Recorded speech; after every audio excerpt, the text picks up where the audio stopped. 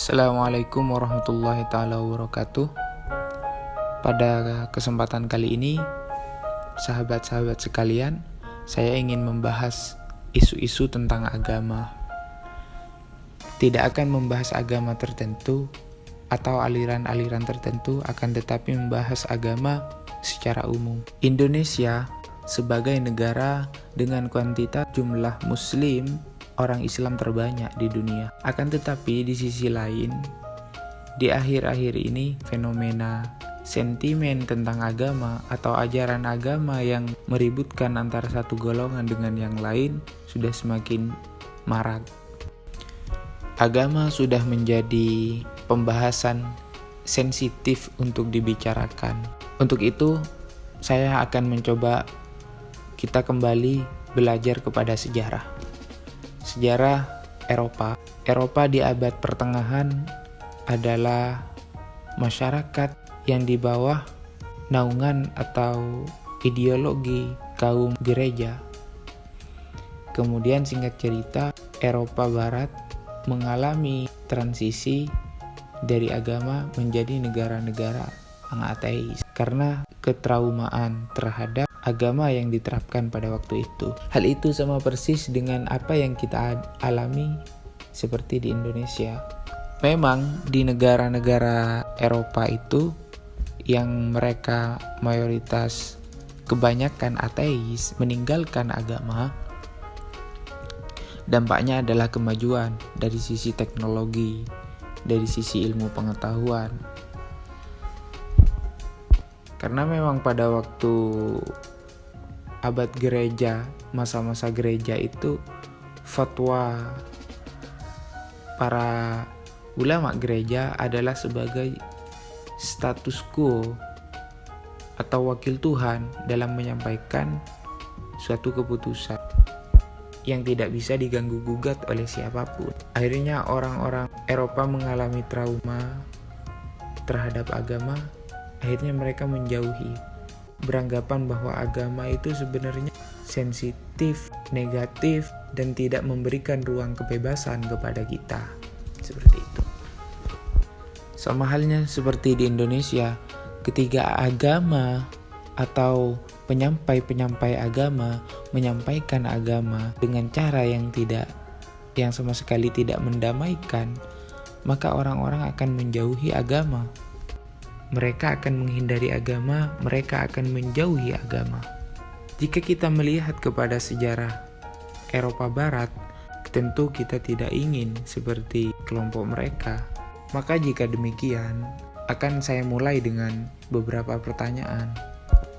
Pertanyaannya adalah, apakah sebenarnya agama itu salah? Ataukah kita mengaplikasikan cara beragama yang salah? Atau ada pilihan-pilihan lain? Apapun itu jawabannya, saya akan mencoba membahas di kesempatan kali ini. Sahabat sekalian, mari kita mulai penjelasan kali ini, pembahasan kita kali ini dengan kisah Ibnul Mubarak. Siapakah Ibnul Mubarak? Ibnul Mubarak adalah salah satu ulama terkemuka pada zamannya. Ibnul Mubarak mungkin setara dengan ulama-ulama mazhab Hanafiyah, Hambali, Syafi'i, Ahmad. Cuma karena Ibnul Mubarak tidak memiliki pengikut. Suatu saat Ibnul Mubarak terobsesi ingin melakukan ibadah haji sesering mungkin. Akan tapi di suatu malam dia bermimpi bahwa dia sedang melaksanakan haji dan berada di tengah-tengah ratusan jamaah haji. Dalam mimpinya dia bertemu malaikat, kemudian berbincang dengan malaikat. Kemudian dimulailah percakapan itu antara Ibnul Mubarak dengan malaikat. Berapakah jumlah orang yang melaksanakan jamaah haji sekarang? 600.000 orang, jawabannya seperti itu dari malaikat. Lalu Ibnul Mubarak melanjutkan pertanyaannya. Berapakah orang yang diterima amalan hajinya? Tidak ada satupun yang diterima. Mendengar jawaban malaikat seperti itu, Ibnul Mubarak yang sangat antusias ingin melaksanakan ibadah haji sesering mungkin, tiba-tiba kaget dan pesimis mengetahui jawaban dari malaikat. dalam mimpinya itu. Bagaimana mungkin dari jamaah haji yang ratusan ribu orang dari seluruh penjuru bumi yang datang kepada Masjidil Haram, tidak ada satupun yang diterima ibadah hajinya. Kemudian suatu ketika malaikat itu menyampaikan lagi kepada Ibnu Mubarak bahwa ada satu orang yang diterima jamaah hajinya. Dari ratusan ribu jamaah haji, ternyata ada satu orang yang diterima jamaah hajinya. Siapakah dia? Dia bernama Ali. Ali seorang tukang sol sepatu. Disampaikanlah kepada Ibnu Mubarak oleh malaikat itu ciri-ciri Ali yang diterima amal haji. Dia tinggal di Damaskus, rumahnya seperti ini, orangnya seperti ini, seperti ini. Akhirnya hal itu membuat Ibnu Mubarak menjadi kebingungan sebab ada malaikat yang datang kepadanya dan memberikan jawaban bahwa ada jamaah haji satu di antara ratusan ribu orang yang diterima amalannya dan menyebutkan dengan detail orangnya seperti apa, tinggalnya di mana, profesinya apa. Akhirnya Ibnu Mubarak pun berangkat ke mana tempat dia tinggal. Ali, sang jamaah haji yang diterima amal hajinya, tepat di mana arah yang diberitahu oleh malaikat tadi. Ketika Ibnu Mubarak bertemu dengan Ali yang dimaksud dalam mimpinya itu, lalu kemudian dia bertanya, "Wahai Ali, tolong jelaskan kepadaku bagaimana amal hajimu bisa diterima oleh Allah. Tolong ajari aku supaya amalan-amalanku termasuk amalan hajiku diterima oleh Allah." Ali pun menjawab bahwa dirinya sama sekali tidak pernah melaksanakan ibadah haji. Ibnu Mubarak pun terkaget-kaget. Bagaimana orang yang tidak pernah melaksanakan haji, tapi ada malaikat yang memberitahu dirinya bahwa dari ratusan ribu orang ada satu orang yang diterima amal hajinya, yaitu Ali yang tidak melaksanakan haji. Apakah malaikatnya yang bohong atau mimpi saya yang salah? Gumam Ali dalam hatinya seperti itu. "Benarkah kamu tidak pernah melakukan haji?" tanya Ibnu Mubarak kepada Ali, meyakinkan. "Iya, saya memang tidak pernah melaksanakan haji." Kemudian singkat cerita, Ali bin Muwaffaq itu menceritakan kisahnya kepada Ibnu Mubarak bahwa dirinya adalah seorang tukang sol sepatu yang memiliki niat ingin berangkat haji bersama keluarganya. Akan tetapi penghasilan dari pekerjaannya itu tidak memadai untuk mampu melaksanakan ibadah haji itu. Pernah suatu ketika saya sempat memiliki uang yang cukup untuk berangkat haji bersama istri saya. Saya menabung pada waktu itu kurang lebih 30 tahun lamanya mengumpulkan uang itu untuk berangkat haji. Sampai ketika saya menabung selama 30 tahun itu, saya memiliki uang sebanyak 350 dirham. Dan itu cukup untuk melaksanakan ibadah haji. Akan tetapi, ketika saya dan istri saya telah siap untuk melaksanakan haji, tiba-tiba istri saya yang sedang hamil ngidam dan mendengar aroma masakan yang aromanya menggugah selera istri saya. Akhirnya sang istri meminta Ali untuk mencari aroma masakan itu di mana asalnya. Kemudian Ali mencari kemana aroma itu, dari mana asal aroma masakan itu. Ternyata setelah ditemukan, aroma masakan itu berasal dari gubuk atau rumah yang reot. Di dalam rumah itu ada satu orang perempuan janda dan ke-6 anaknya. Sebagian di antara 6 anak itu adalah seorang yatim piatu yang bukan anak dari si ibu itu. Ali yang telah menemukan lokasi aroma makanan itu kemudian meminta kepada ibu itu, "Wahai ibu, bolehkah saya meminta sedikit makanan dari ibu? Sebab istri saya sangat ingin makanan ini dan dia sedang ngidam hamil." Namun sang ibu itu tidak mengiyakan permintaan Ali. "Aku tidak akan membolehkan kamu makan ini. Sesungguhnya karena ini makanan haram. Saya dan anak-anak ini telah lama tidak makan, telah berhari-hari tidak makan. Tadi saya menemukan bangkai keledai di hutan, akhirnya saya bawa, saya masak karena kelaparan telah berhari-hari tidak makan." Ibu itu menceritakan kisahnya kepada Ali bahwa dirinya sangat kelaparan dengan anak-anak itu, berhari-hari tidak makan, akhirnya menemukan bangkai keledai di kebunnya dagingnya, kemudian dibawa pulang, diiris-iris dan dimasak. Jadi sebenarnya daging itu yang harum aromanya adalah sebuah bangkai. Lalu Ali pun buru-buru pulang kepada istrinya dan menceritakan kisah ibu itu dan kejadiannya bertemu dengan ibu itu. Akhirnya sang istri pun ikut iba dan menangis mendengar kisah itu. Akhirnya Ali itu dengan istrinya sepakat memberikan uang tabungannya yang tadinya untuk berangkat haji, diberikan seluruhnya kepada ibu itu dan anak-anak yatim itu tadi. Akhirnya mulai saat itu dia dengan istrinya tidak punya kesempatan untuk berangkat ibadah haji lagi. Mendengar kisah penuturan Ali, dia menjadi tersentuh dan menangis. Bahwasanya justru orang yang diterima amal hajinya adalah Ali, orang yang gagal melaksanakan ibadah haji karena memberikan uangnya kepada orang yang lebih membutuhkan seperti janda dan anak-anak yatim itu tadi. Nah, kisah ini sebenarnya bukan saya bermaksud untuk menyalahkan orang-orang yang melaksanakan haji pada zaman sekarang menggunakan fasilitas yang mewah, naik pesawat, tidur di hotel mewah, makanan-makanan enak. Akan tetapi ingin menyampaikan bahwasanya bagaimana cara beragama ulama-ulama zaman dulu seperti Ibnul Mubarak. Ternyata ibadah yang diterima oleh Tuhan bukan ibadah yang aneh-aneh, akan tetapi ibadah yang tidak hanya berhenti kepada ritual semata, akan tetapi dapat diaplikasikan dalam kehidupan nyata dan membantu orang-orang yang membutuhkan, bermanfaat bagi sosial. Agama semestinya menjadi landasan moral, agama semestinya menjadi landasan untuk memperbaiki karakter-karakter kita, semestinya menjadi nilai dasar untuk memperbaiki tata kelakuan kita menjadi lebih baik. Orang-orang beragama harusnya selalu berpikir bagaimana orang-orang gelandangan itu tidak memiliki lagi alasan untuk meminta-minta dan kekurangan ekonomi. Bagaimana cara beragama itu dihidupkan dalam kehidupan nyata. Akan tetapi yang kita rasakan saat ini adalah pemahaman yang sekuler antara agama dengan kehidupan realita. Seperti misalnya, sudahlah yang penting kita fokus memperbaiki akhirat, memperbaiki perkara-perkara akhirat. Yang paling penting adalah Tuhan, bukan dunia. Bagaimana bisa memperbaiki akhirat di akhirat? Pertanyaannya itu, memperbaiki akhirat itu di dunia. Akhirnya pemahaman-pemahaman sekuler itu tadi memisahkan agama dengan kehidupan nyata. Yang seharusnya terjadi adalah agama bisa menjadi inspirasi atau sumber dari kebaikan-kebaikan kita. Bukan agama itu dijadikan alat untuk memecahkan satu sama lain, untuk berkelahi satu sama lain. Akan tetapi anehnya lagi sekarang kita melihat orang-orang beragama itu sangat menakutkan, bermusuhan satu sama lain.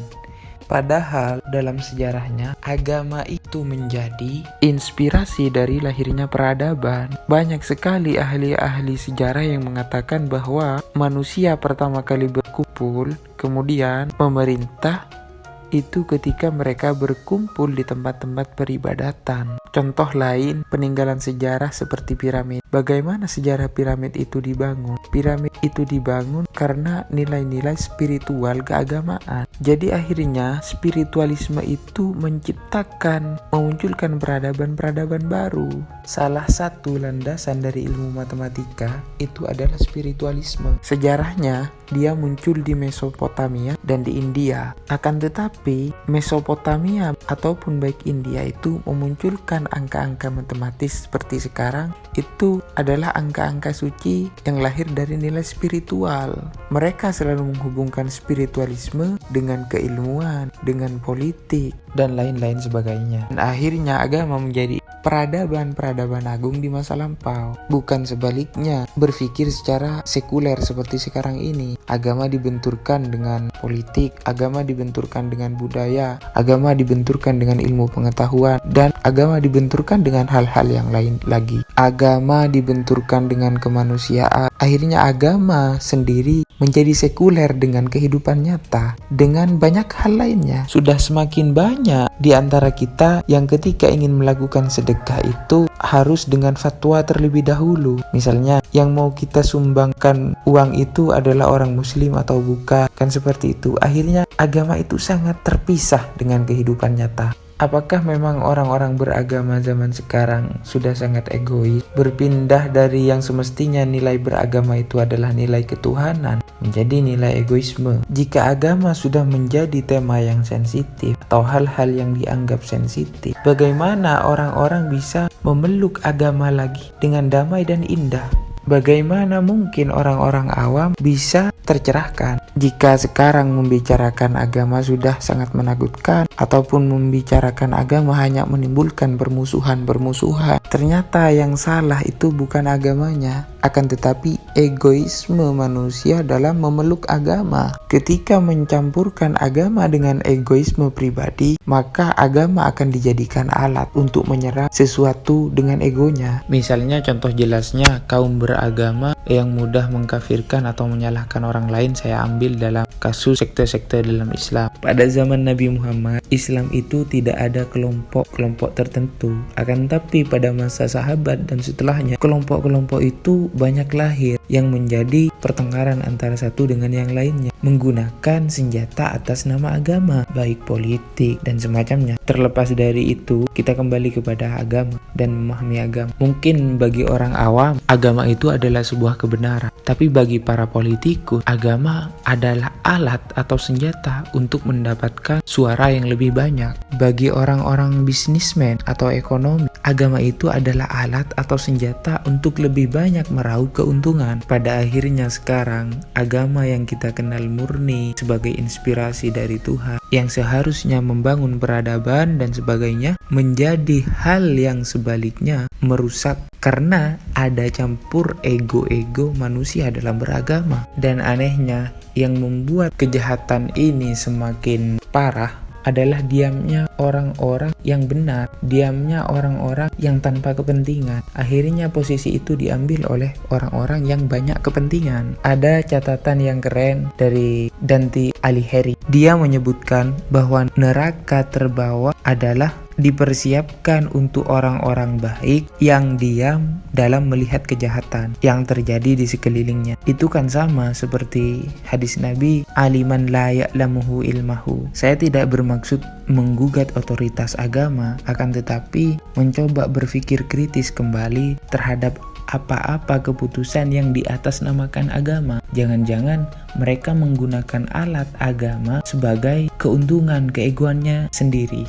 Pada faktanya, agama saat ini sudah menjadi latar belakang orang-orang melakukan kekerasan, kejahatan, dan semaunya dengan menebeng agama atau membentengi diri dengan dalil-dalil agama. Tidak heran ketika Mahatma Gandhi ditanya oleh salah seorang wartawan asal Inggris, "Agama saya," kata Mahatma Gandhi, "agama saya adalah Islam. Seandainya Islam mengajarkan kedamaian dan kemanusiaan. Agama saya adalah Kristen. Seandainya Kristen mendukung kedamaian dan kemanusiaan. Agama saya adalah Hindu. Jika Hindu mengajarkan kedamaian dan kemanusiaan, agama saya adalah kedamaian dan kemanusiaan." Begitu kata Mahatma Gandhi. Bagaimana mungkin Mahatma Gandhi memisahkan antara agama dan kemanusiaan? Akan tetapi, pada saat ini saya baru sadar bahwa agama dan kemanusiaan dan kedamaian benar-benar dipisahkan. Di zaman itu, orang Hindu Shiva dan orang Hindu penganut Brahma perang. Orang Hindu dengan orang Muslim pada waktu itu perang. Padahal India sendiri adalah negara tertua di dunia yang usianya sendiri sudah ribuan tahun. Akan tetapi masih bisa dipecah belah dengan alasan atau senjata agama. Agama ternyata bisa memecahkan masyarakat dan bisa membuat rusak sebuah peradaban. Tentu sekali lagi bukan agama yang salah, akan tetapi ego manusia yang mencampurkan egonya dengan agama dan menjadikan agama sebagai senjata egonya, ditunggangi oleh setan-setan nafsu kita.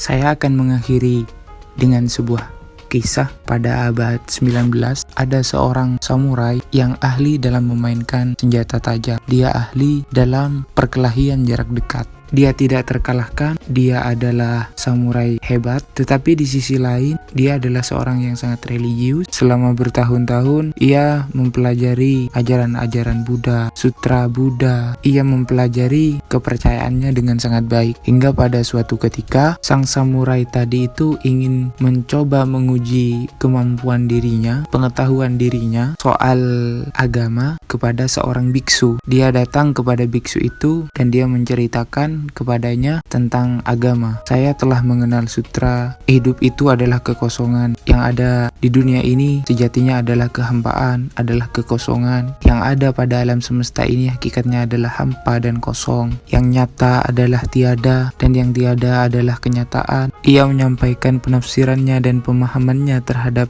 apa yang dipelajarinya kepada biksu itu. Namun sang biksu itu hanya terdiam dan sambil tersenyum santai. Ketika sampai di pertengahan ia menceritakan pengetahuannya, sang biksu tadi mengambil sebuah kayu kecil dan memukulkan kayu itu ke kepala sang samurai yang sedang bercerita. Maka dengan seketika sang samurai itu langsung menghunuskan pedangnya dengan spontan hendak ingin menebas sang biksu. Namun sang biksu hanya tersenyum lalu kemudian menjawab, "Di mana ada kekosongan?" Kemudian tiba-tiba menghasilkan kemarahan. Sang samurai itu terkaget dan tertegun, langsung duduk lagi. Kemudian sang biksu itu menyampaikan sebuah kalimat kepada sang samurai tadi yang mampu mengubah hidup samurai tersebut. Orang beragama sekarang lebih banyak makan kertas daripada memahami ajarannya. Nilai ajaran agamanya tidak terserap dalam dirinya. Agama yang ia pelajari hanya berhenti di mulut dan pikiran saja.